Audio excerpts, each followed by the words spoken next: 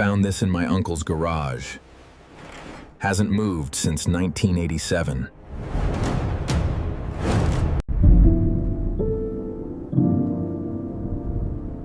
"37 years of silence."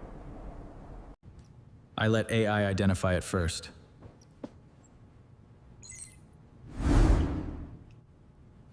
AI gave me the exact restoration blueprint.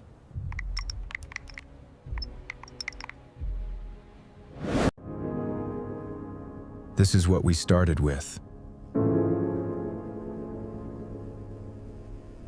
AI showed me the original.